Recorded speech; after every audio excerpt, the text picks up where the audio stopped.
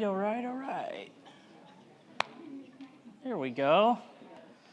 All right, well, we are in this I Am series as we go through Lent. There's 40 days of prayer and fasting. We're looking at these words of Jesus where he says, I am the bread. We've covered the bread. We've covered the light and the gate last week. Lloyd's been doing an awesome job. Can we give him a hand? Way to go. And this morning, we get to talk about Jesus being the shepherd and how we shepherd today in the Middle East and what they're doing with sheep is very similar to how they shepherded 2,000 years ago. The practices are very similar. And I've never been a shepherd. Has anyone given that a shot, a shepherd? No? Okay, just checking. But I have had a flock of chickens before. Basically the same, correct. They are called a flock. Yeah, so if it's just hens, it's a brood. But if it includes then it's a flock. Yeah. And so 2 different times we had predators come in and kill massive quantities of our chickens. It was Karen, yes. Oh, Karen. But yes, we got it fixed. We got the coop fixed. We got it figured out. But one time at night, so you're out there at night and you're searching for these chickens. That's probably how I look, right? Take pictures while you can. Cherish this moment. But I'm outside and it's just feathers everywhere and I'm, seeing dead chickens. It's terrible. But what's crazy about chickens is normally they're sort of loud and they're moving around a lot, but when they're traumatized and there is a predator, they find the craziest holes and hiding places and then do not move. It's like they're playing dead. It's the craziest thing. So you're just finding all of a sudden there's a white one and is it alive? Yeah, it's just super, super quiet. So too in ancient, I can probably take this off now. Leave it on the whole time. Okay, well that's a bad idea. Oh, that's bright. Wow. So in ancient times, shepherds, when they'd go out at night to find their sheep that were lost, they had a lamp called a durum, and I think we've got a picture of it up there. They would use oil. And so you can imagine if they noticed a sheep that was missing, they would go out to, I'm still blind. I can't see any of that light was so bright. I'm just seeing spots. I can't. But as they're looking out there, predatory animals are trying to do what? Trying to kill them. So there's sort of this race against time between the shepherd trying to find the sheep and the predators trying to get them. And what sheep will do is they'll hide under rocks or bushes, but unlike the chickens who are super quiet, the sheep will bleat. Bleat? With the T, yeah, like whatever, bleating. I'm not going to bleat, but because they're hoping the shepherd finds them first. That's why the sheep are doing that. Okay, so turn to John 10. We're going to get our passage done here and then a little more context about shepherds. The words of Jesus, this I Am series, it's Jesus really not just saying to his disciples, but to us, who am I? Who do people say that I am? Who do you say that I am? And hopefully this Lent series is orienting our life a certain way towards Jesus being these things that he's describing about himself. So we're in John 10. And there's verse 11. All right, I am the good shepherd. The good shepherd lays down his life for the sheep. The hired hand is not the shepherd and does not own the sheep. So when he sees the wolf coming, he abandons the sheep and runs away. Then the wolf attacks the flock and scatters it. The man runs away because he is a hired hand and cares nothing for the sheep. I am the good shepherd. I know my sheep, and my sheep know me. Just as the Father knows me, and I know the Father, I lay down my life for the sheep. So hopefully today we can recover sort of an accurate description of a shepherd's vocation, because we may have some imagery of it, we're not quite familiar, but this is a menial job. It's a dirty job, it's not a fun job, you're just sort of grinding away in these non-glamorous sort of practices. So these guys got their hands dirty. Are you starting to get a picture, shepherds?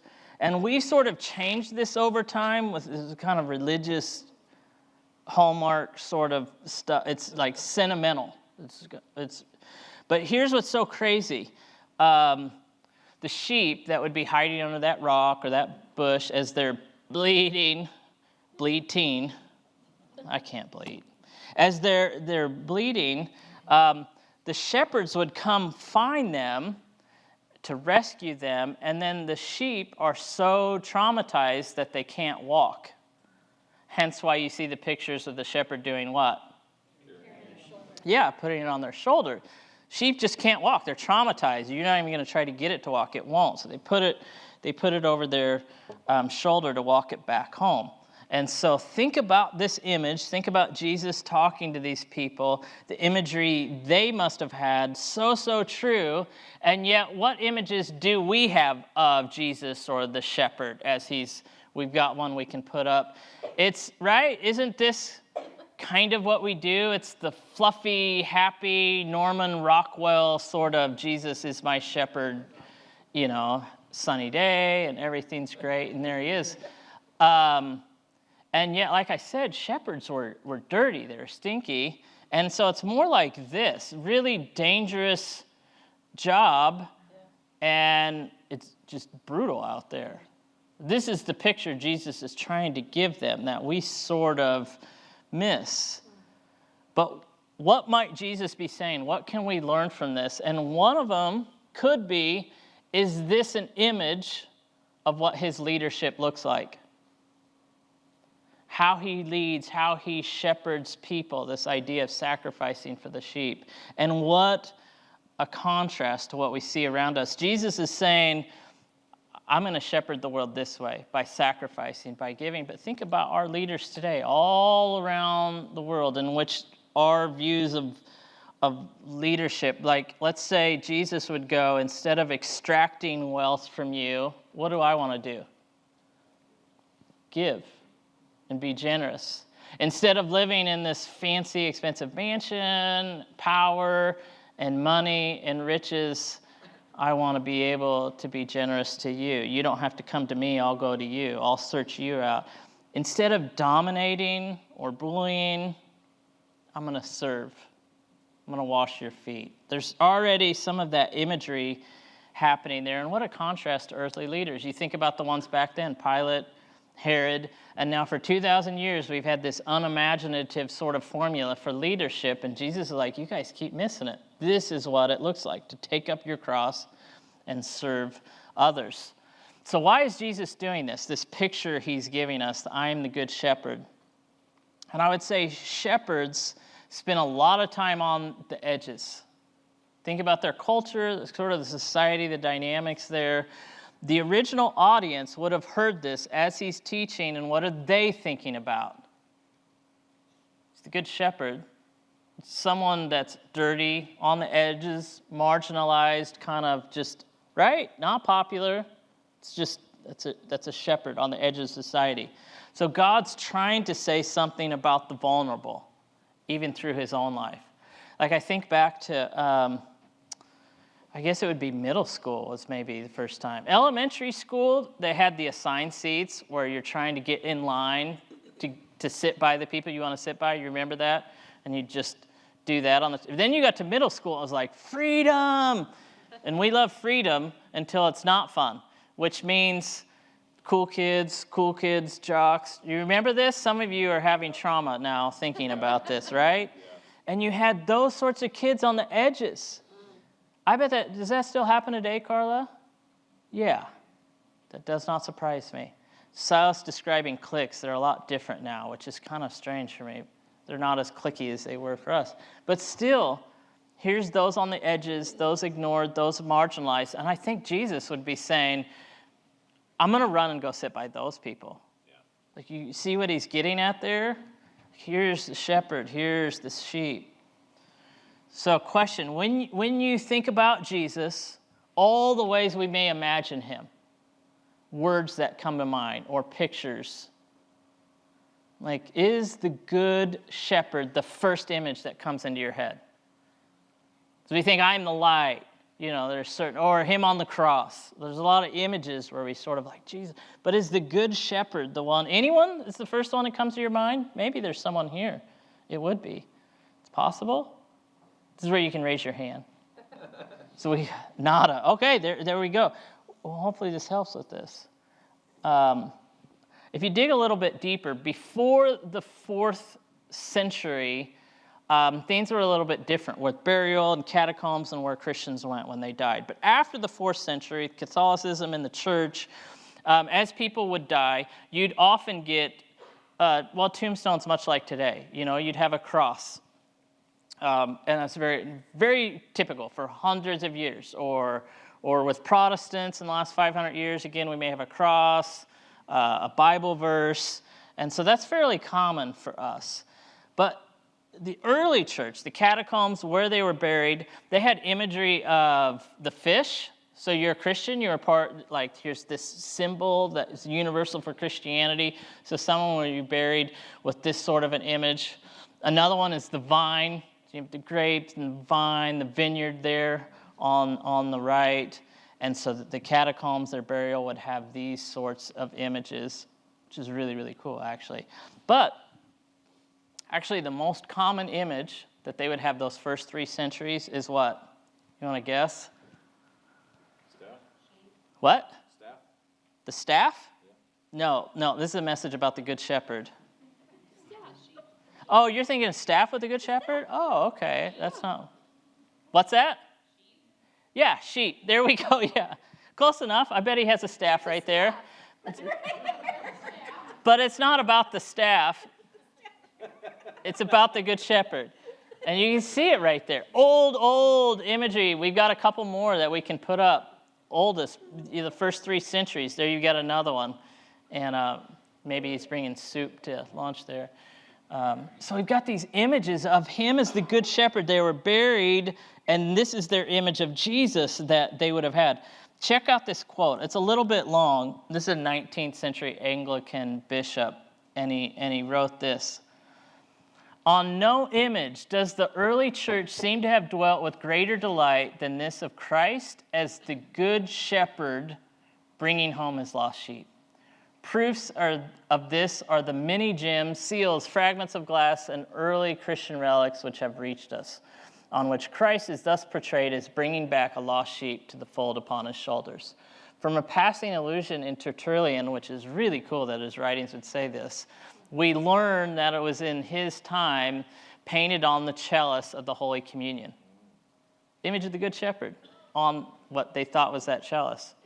Christ appears in the same character of the Good Shepherd in bas-reliefs on sarcophagi and paintings in the catacombs, one of which last is to believe the earliest of the 3rd century. And it's observable that this representation always occupies the place of honor, the center of the vault or tomb. Does that surprise you? It did me. I think cross, I think verses, a prayer, right? These are the things we do with our tombstones. They were being buried, and the most common image was him as a good shepherd. Interesting. All right, let's get back to the text. Let's get back here. So, first part of our passage, the good shepherd lays down his life for the sheep. The hired hand is not the shepherd and does not own the sheep. So when he sees the wolf coming, he abandons the sheep and runs away. The wolf attacks the flock and it scatters. So who is the hired hand? What is Jesus describing here? Because he's trying to contrast himself with someone else here, the hired hand. Anyone got any idea? Hired hand? It sounds like someone that's been hired to be the hand. Are we good? I was getting blank stares, so I was like, oh. Any leader that's not him. Yeah. So at that time, in villages, very small villages, most families would have one sheep. That's it. And so that sheep was for winter clothing, whatever they might have used it for, and it would have been in the front or the back of their little house. But then all the houses are connected. And if you had that one sheep, you had a normal job. So each family could not afford to take care of their one sheep. So who would they hire? Hired hand. So that hired hand in the morning, getting up, going to each house and picking up all those sheep, bring them out in the field for the day, doing sheep things and shepherd things, and then at night, the hired hand would bring the sheep back in, would even know where they belong and which house they go to, and then drop them off, and they would do this every day. That's the hired hand. You see what Jesus is doing here? He's not the hired hand who comes by. And really, does the hired hand care about your winter coat? What does the hired hand care about? Yeah, paycheck. Right. Yep, I got that IKEA credit card. Gotta get it. Okay. Yep. You see what Jesus is doing here? I'm not the hired hand made to come get you. Look at next part of our passage. The man runs away because he's a hired hand and cares nothing for the sheep. I am the good shepherd. I know my sheep, and my sheep know me. So I really want to camp out here for a couple minutes, this phrase, I know my sheep, and my sheep know me. That word know is really interesting because, again, in the English, we go, no, yes, I know. Yeah, I knew that. Right? It's sort of the same word. And yet in the original Greek, which is so fun to look at with a laser pointer, there are 3 different words for know. We're going to put them up here. The first one, oida or ido, which I guess the verb. But this way of knowing is just when you see something. In the world around us, I see a chair, I see Tyler, right? I see a clock there, and now I know there's a clock there because I've seen it, right? That's a type of knowledge where we'd go, yeah, I'm just my senses, and I'm aware of it, and so now I know that there are people in an auditorium. Are you guys with me on that one? Yep. So the first kind of know. The second kind of know, episteme, it actually a branch of philosophy for this one. So I think this one is more common to what our idea of to know something is. It's sort of an Enlightenment, Western idea, which is I go to algebra class, I take a few classes, and now what? I know algebra.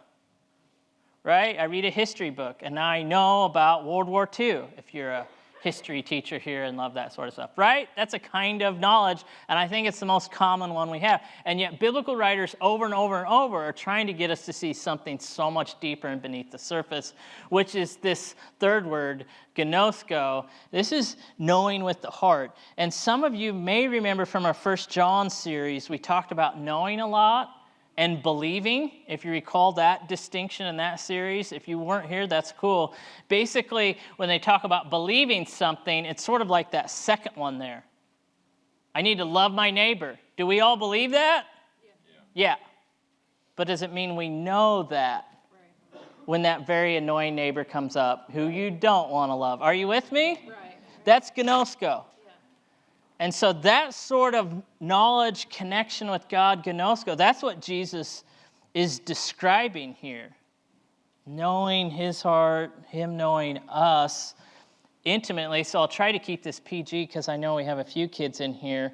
But married couples, think about the way they know each other. Are you with me? Okay, so there's a sort of knowledge here that's just beneath the surface and sort of gets at this way of knowing. God is saying, I want to know you more than you even know yourself. From your heart, your soul, who you really are, your identity, that stuff no one sees. God, he wants to have that sort of knowledge. So why does this matter? Thinking about just, no, it's a big deal. It's just in Greek. Who cares? Why does this really matter? Christianity is never just mental assent. What I believe in here. Oh, he comes to gather the sheep. Do we really know him? That he is the good shepherd. And even if there's 99 over here, he is going to run to go get that one lost sheep. Yeah.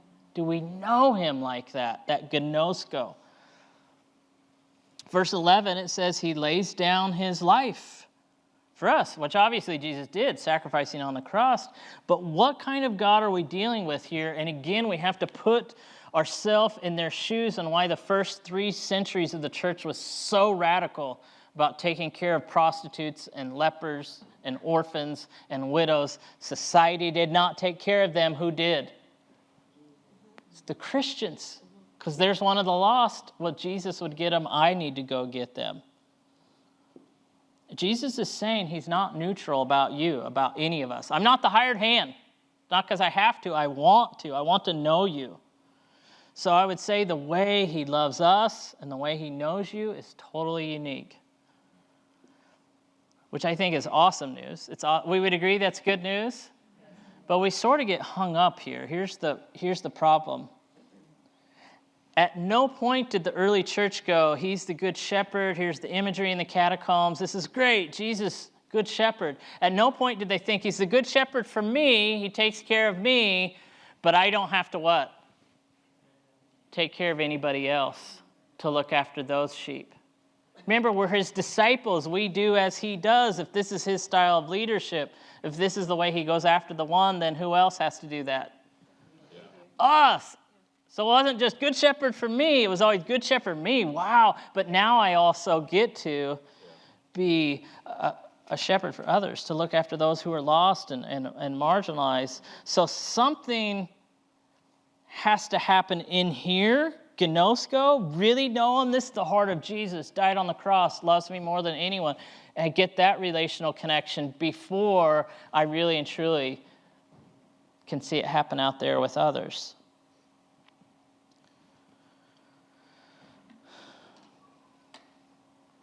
So I wonder what this says for our church, or maybe what this says for you.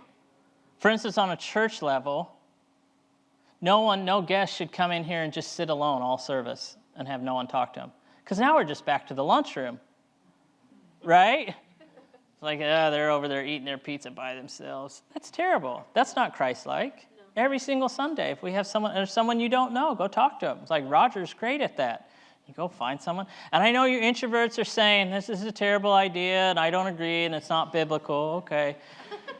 You're probably wrong, but you can find one. Do it. You put a gold star at home on your fridge. Did it. We want everyone to feel welcome and loved here. That doesn't mean I just come in and then I leave. It's like that person's sitting on the edge. No one's talking to him. Jesus would go talk to him. I need to go talk to him. But we start talking this way, whether it's our neighbor or that person I don't like, then I need to... Immediately we're sort of hesitant or resistant. Or some of you may be worn out or exhausted. I've got enough going on. Why do I need to, right? You kind of get that feeling of just... So I really want to talk to maybe 3 groups here. For those saying, yeah, God cares for me, I just don't know if I have the energy right now to care for others. If you're sort of in that boat and thinking that, hopefully this will help, because we ask ourselves, how is he shepherding me this morning? The good shepherd, how is he shepherding me? And I think maybe 3 groups in here. In the first group, and maybe most obvious in light of what we're talking about, is those of you who feel on the fringe. And it may not be here. Hopefully it's not. We can work on that. But maybe with your family, you feel like, oh, I'm the black sheep. Got that? Why we say it? I'm the outcast. I'm on the margins. They don't even want to invite me over. Maybe it's your friend group where you feel like, oh, they never text me. What's going on? Right? You're sort of in the marginalized sort of category at work or wherever it is, and to which this passage is really speaking to you, saying, God is used to being on the margins. Doesn't make him feel uncomfortable or ashamed at all. He is with you. He loves you. He cares for you. And that would go for our church too. I think that's one of the amazing things about Rhythm is we have to be that kind of church. Liz and I, years ago when we were in Missouri, we had church, but we were doing a ministry on Saturday night, and 40 or 50 people would just come along. And it was a little bit different than normal church, I'd say. But we tried to reach a lot of people that didn't feel comfortable in church. So we'd go to the gay bar, just love on people, and just say, we're here to love on you.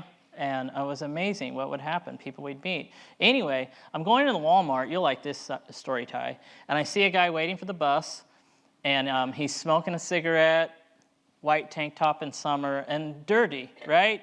Did not take a shower recently, but I don't care. I'm like, I'm not talking to that guy, right? There's sort of that hesitancy of just like, I got stuff to do in Walmart. But something about the Holy Spirit was just like, you need to go sit down and talk to that guy. So we strike up a conversation, and eventually there's like a friendship formed out of this 5-minute phone call. I gave him my phone number. He wants to hang out with us on Saturday night at our gathering. Now, he hasn't been to church at all. He hasn't been raised in church, knows nothing about it. And so, by the way, times on Saturday night he regularly would cuss. This is like, that's, like, all right. But when I picked him up, one time he needed a ride. He lives with his mom. He's in his 20s. And you've seen hoarders, right? That was this house. Yeah. There were boxes everywhere. You couldn't hardly walk in their living room. And there were like 12 cats, so you imagine the smell, And it's like, I'm picking up Calvin. He's my friend. I'm going to love on him. This is exactly where Jesus would be at. And I'm not saying we're always comfortable with that. But that's what Jesus is trying to describe here. And so anyone on the fringe in society, what's the number one community organization that should make them feel loved if we're getting this teaching? Who? The church. So if the church is not doing that, or I would even say marginalizing others in whatever ways they may be doing that, and by the way, disagreement is not marginalization. But not loving people absolutely is, or ignoring them, or not having like sort of compassion for them. So if you're here, if that's you, God is searching you out. He loves you. He's with you, and he cares for you. Second group, which I think this one hits more close to home, maybe it will you, is those of you who are exhausted. You're worn out. And this good shepherd sounds like good news, like, I'm worn out. Yes, be the good shepherd. Oh. And yet, that exhaustion, I don't know how it feels for you. For me, it's like waves coming in, where you feel like you just caught your breath, and then what comes in? Another one. It's like, oh man, I just caught my breath. Another one. Oh my goodness, it's never ending. And so it could be anything, lots of commitments or busyness, the 24/7 news cycle or social media, or maybe you have religious baggage growing up, and now I got to come to church, kind of, sort of. It just feels like I'm not quite me, and I'm worn out. I've definitely been there the last 3 years, off and on. More on than off, unfortunately. And it's really tough, because you just feel like, I don't have what it takes. I don't want to get out of bed. God, where are you loving? Let alone a message like this, right? Where it's like, to love others? I'm exhausted, burnt out. Anybody with me on that? It's like, But this often happens to those of us who have a heart for others. You have a heart for biblical justice. You have a heart for the marginalized and the oppressed. And you want to help like everyone. God's working in the world. That's great. At some point, you just get worn out. And so you have to be really, really careful, those of you who have that heart, because it can lead to exhaustion. Or what I've seen on the flip side, those who have that heart and are doing great or reaching the lost, but don't see others doing it. Yeah. And you can almost be like cynical. Like, they don't really even care. Have you noticed that? Because we'll see Christians that don't maybe care, and I'm not saying they're not Christians, but it's sort of like, right? Anybody else where it's like, man, those people are heartless. What? And it's easy to get cynical rather than I need to care and I can't deal or worry about them. The good shepherd would say, okay, if that outward posture, that outward connection depends on that inward connection, that gnosko, then maybe you need to take a time out on this and get back to that relational intimacy with him. Silence, solitude, prayer, reading your Bible, and really going, all right, I need to be renewed by the Holy Spirit. Help me out here. Because it's not trying harder, by the way, because that is a cycle. I promise you don't want cycle of try harder, do it, feel guilty you didn't do enough, and then what? Guilt again. It's not that. Third group, and this one's tough because I don't know if we necessarily see this one because of the culture we live in, but it's those of you who are numb, where you just say, I am going through the motions and I am here, I'm at church or I'm at work, but it's just another check the box. I'm not feeling anything. It's just I'm empty and I'm numb to everything. Like Liz and I will cry at American Idol or a commercial or whatever it is. I know I'm not doing good in this one when I'm not crying. You know what I'm saying? Where it's just nothing. I'm no laughing, happy, I'm no tears, just numb. And the reason I say it's easy around here